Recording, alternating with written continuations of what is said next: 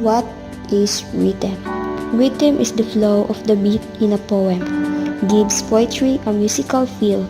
Can be fast or slow depending on mood and subject of poem. You can measure rhythm in meter by counting the beats in each line. Meter. Meter is the rhyming pattern of a poem. The meter or rhyming pattern serves two functions. It makes the poem more pleasurable and intrinsically delightful. Meter makes the poem more meaningful and becomes part of the total meaning. Types of beat: iambic, unstressed, stress, example, because, two-cheek, stress, unstressed, example, breakfast, anapistic, unstressed, unstressed, stress, example, as a rule, dactylic, stress, unstressed, unstressed, example. What is rhyme?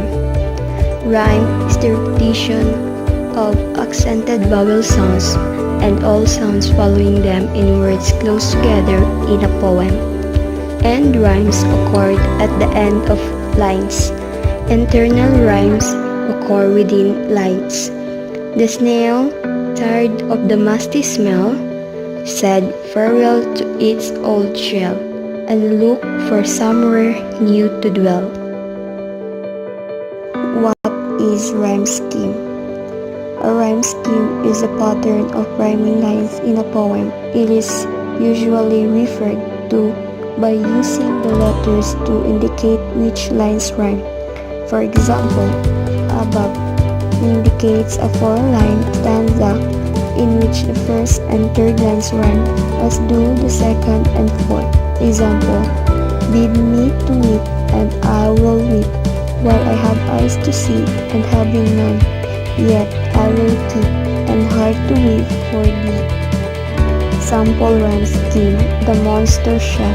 The monster chef cooked up a meal of spotted toad and speckled eel.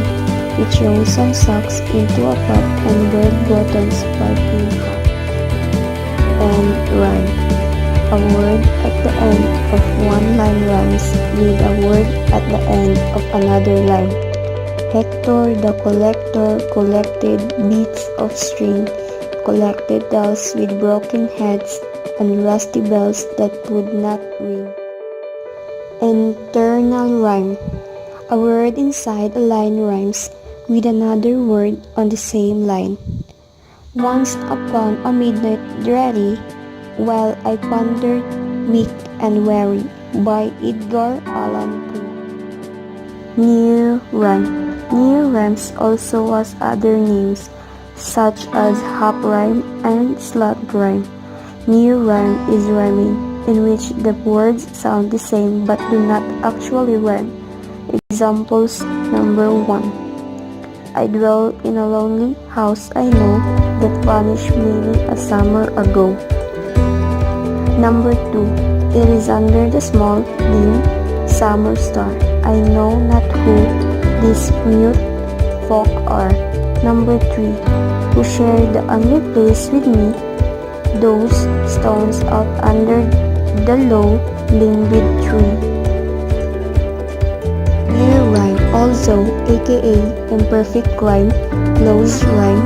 The words share either the same vowel or consonant sound but not both.